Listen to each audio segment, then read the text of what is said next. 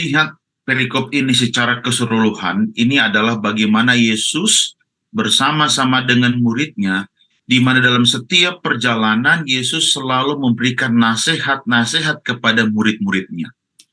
Dan yang menarik, kemanapun Yesus pergi, sama seperti pasal-pasal sebelumnya, ahli-ahli Taurat dan orang Farisi mengikuti Yesus. Mengikuti Yesus bukan karena mereka rindu mendengarkan pengajaran Yesus, tetapi orang-orang Farisi dan ahli-ahli Taurat selalu mencari kesalahan-kesalahan Yesus. Nah, di perikop yang pertama, kita dapati judulnya adalah perumpamaan tentang bendahara yang tidak jujur. Tadi di awal sebelum kita membahas, Pak Teguh katakan hati-hati ini saya katanya. Karena kenapa? Pak Teguh ini adalah bendahara jemaat kami. Nah, memang ini bukan bicara tentang bendahara secara spesifik, tapi menarik ini untuk kita baca, untuk kita perhatikan. Nah, memang waktu ketika saya baca perikop ini, mungkin Anda dengan saya mungkin mengalami satu kesulitan mengerti tentang perubahan ini, tentang bagaimana mungkin bendahara yang dalam tanda kutip ya licik ini bisa menjadi teladan bagi anak-anak Tuhan dalam berbisnis. Bagaimana mungkin kok Tuhan bilang belajarlah dari dia. Ini kan ya agak sulit untuk kita mengerti. Pertanyaannya adalah apakah kita harus pintar untuk mendapatkan hati pelanggan kita dengan cara merugikan atasan kita. Ini kan merugikan atasannya nih si bendahara ini. Seperti dilakukan nih. Apakah kita bisa buat seperti itu kepada atasan kita? Nah, ada hal yang menarik untuk kita simak. Majikan si bendahara ini tidak memuji bendahara ini oleh karena ketidakjujurannya, bukan. Tetapi dia puji oleh karena kecerdikannya. Ini ayat 8 kita baca ya, bagian yang pertama. Jadi majikannya ini memuji si bendahara ini bukan karena kelicikannya, tapi kecerdikannya. Bendahara ini cerdik karena ia membuat orang menjadi berterima kasih kepada dirinya dengan cara memberikan pengurangan utang kepada orang itu. Lihat, ditanya, utangmu berapa? Oh, dikurangi. Utangmu berapa? Dikurangi. Saya rasa orang yang punya hutang pasti akan berterima kasih. Bebannya jadi kurang. Ini kan menarik ya. Nah, perhatikan, lihat Yesus mengomentar.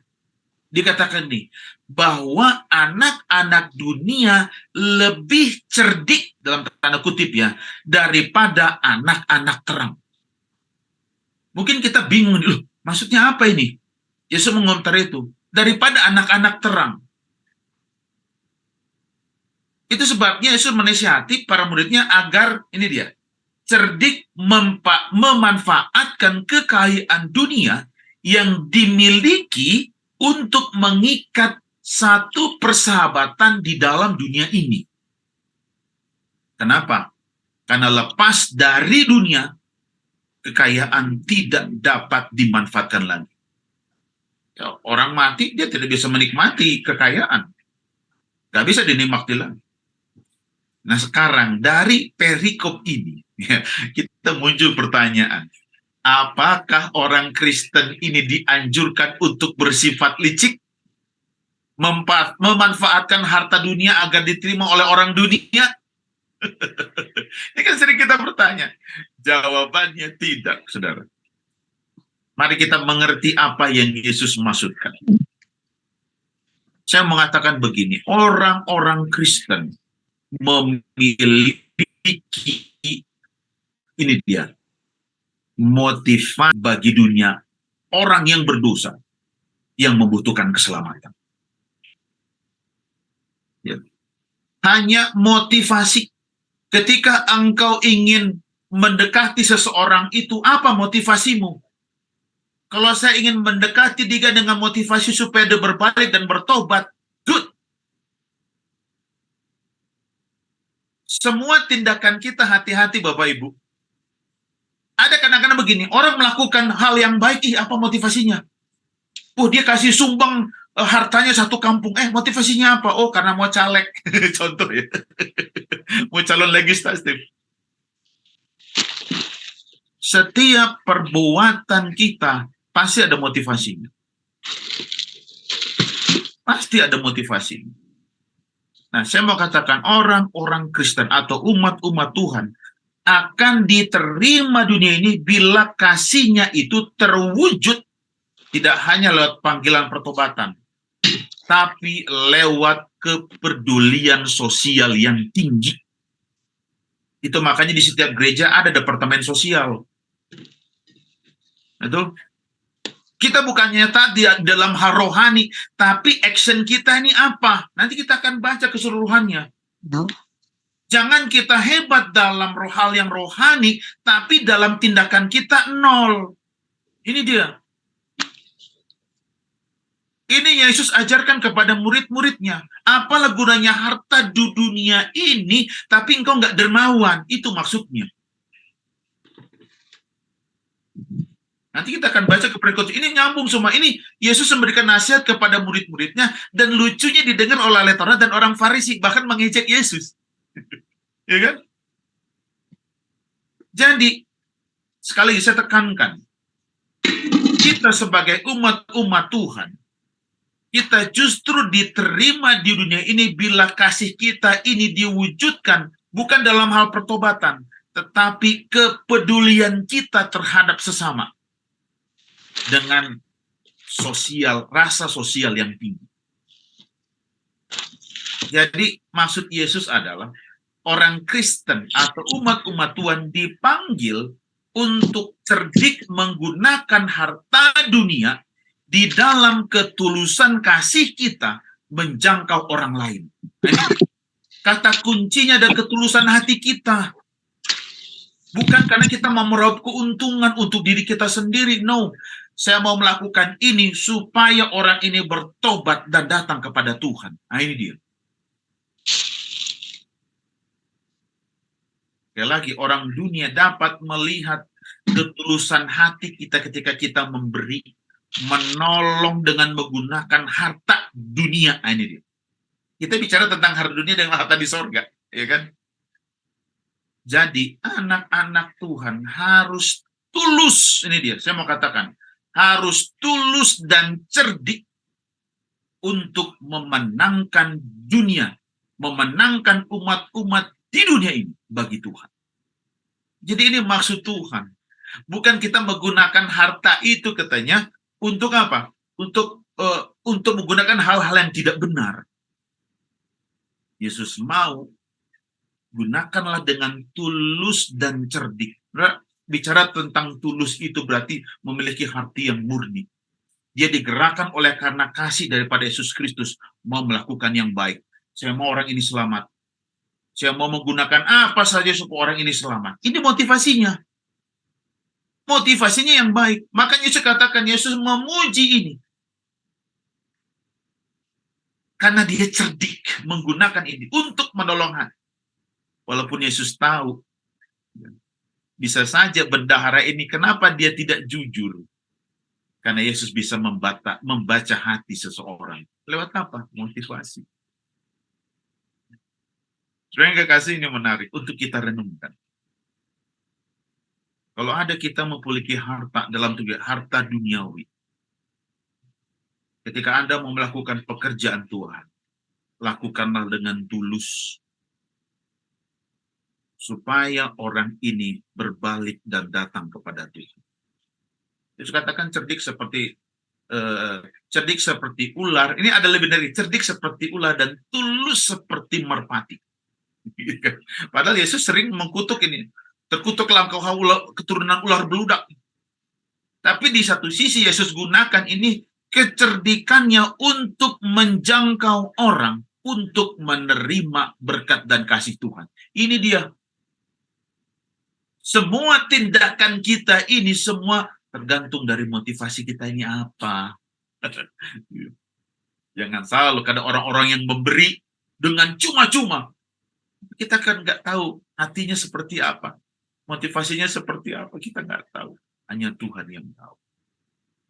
Lalu masuk ke perikop yang kedua, ini sama. Pengajaran itu masih Yesus tujukan kepada murid-muridnya, tetapi sebenarnya secara tidak langsung kepada ahli-ahli Taurat dan orang-orang Farisi. Karena kenapa?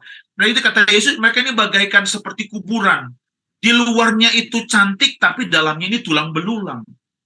Karena mereka ini munafik, sama. Mereka menunjukkan bahwa mereka seolah-olah orang yang beriman. Padahal hal yang terkecil pun mereka nggak sanggup. Makanya di perikop yang kedua ini Yesus buka. Barang siapa yang setia pada perkara-perkara yang kecil, ia juga pasti akan setia perkara-perkara yang besar.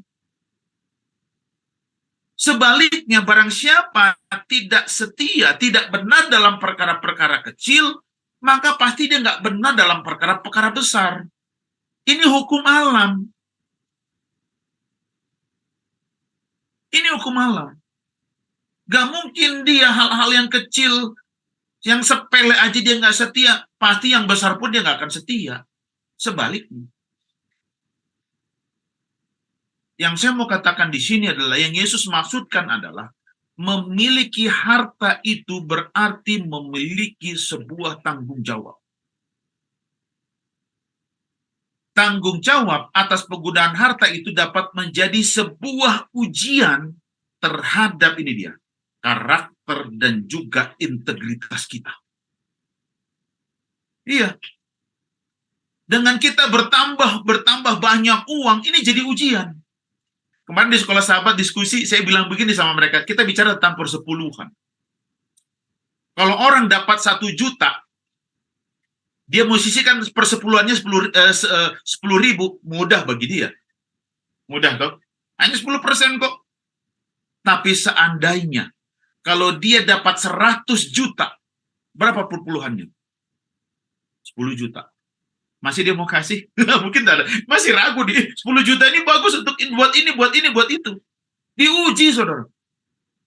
Makin banyak, makin besar dia diberikan tanggung jawab, semakin besar ujian dan terlihat karakter dan juga integritasnya. Ini yang dimaksudkan Tuhan. Dan ini dimulai dari hal-hal yang kecil. Yang Tuhan minta itu hanya 10% istilahnya ya. Sisanya masih 90% masih ada sama kita. Tapi kita tidak setia. Ini dia. Terlihatlah integritasnya, terlihatlah karakternya, dan terlihatlah ujiannya. Saya bilang kan, 1 juta, 100.000 mah no problem, hanya 10%. Tapi kalau dikasih 100 juta, mungkin dia masih mikir dengan kasih 10 juta. Ya, yang Yesus maksudkan adalah, bila mana seseorang itu mampu mengelola dengan benar harta yang dipercayakan dalam jumlah yang kecil, bukan tidak mungkin ia akan dipercaya juga mengelola harta dalam jumlah yang besar. Ini ayat 10. Begitu juga sebaliknya. Bila kita tidak jujur dalam hal-hal yang kecil, perkara yang kecil, bagaimana mungkin kita dipercaya dalam perkara yang besar? Dan selain itu, kesetiaan kita pada harta duniawi lebih khusus, dapat menjadi indikasi atau indikator kesetiaan kita pada harta sorgawi yang jauh lebih bernilai. Ini dia.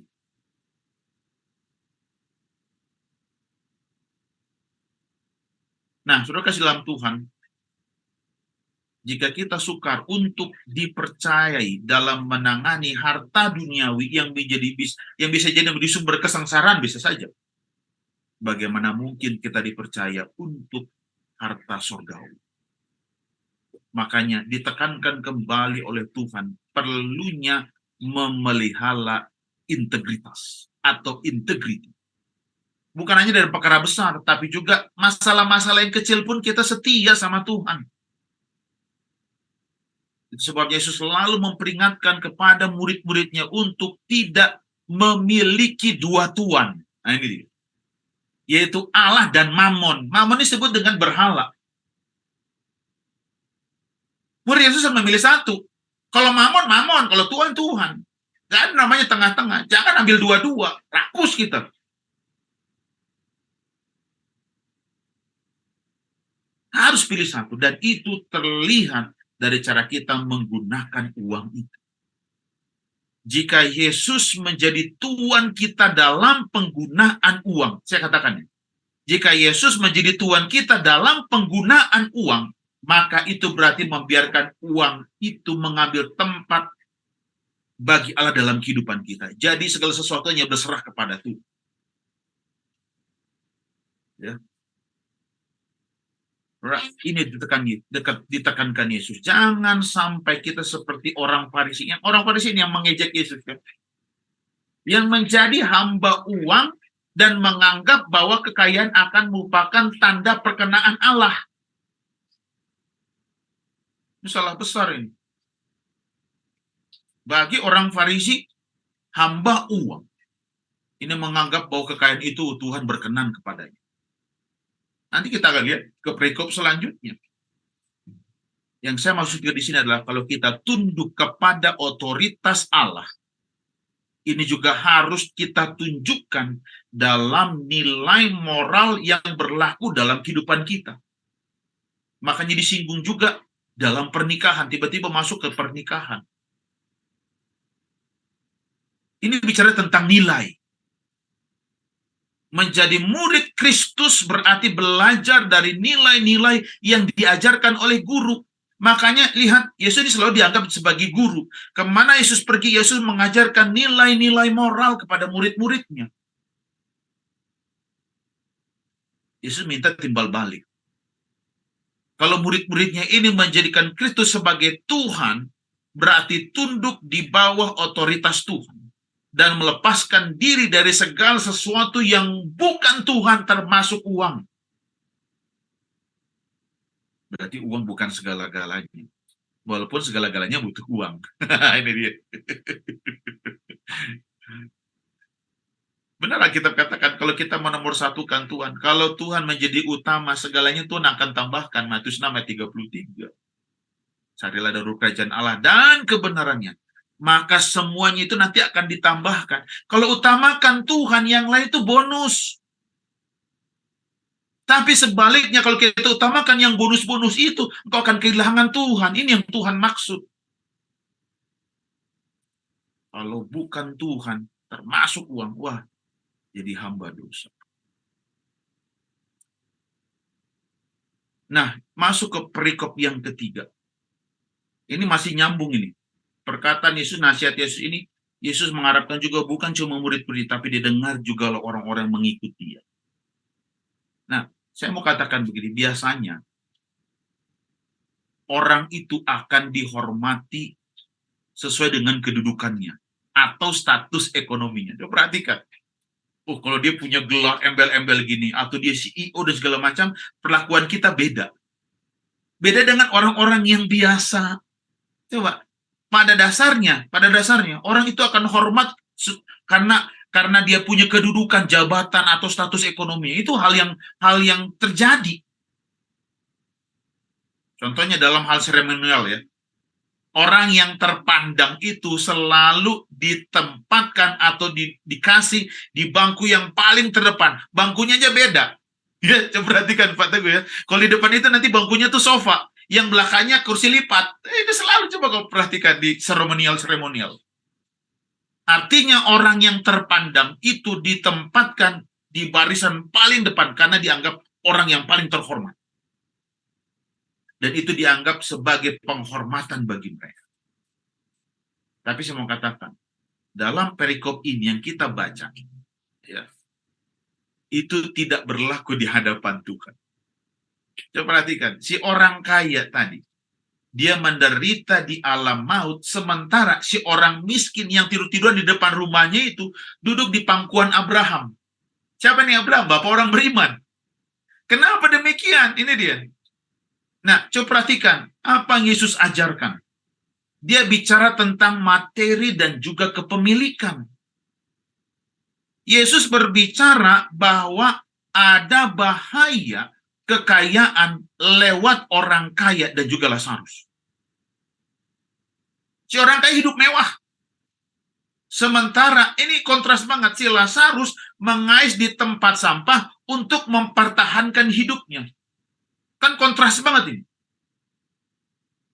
Tetapi ini dia, gemilang kekayaan membutakan mata hati orang kaya akan di lingkungan sekitarnya.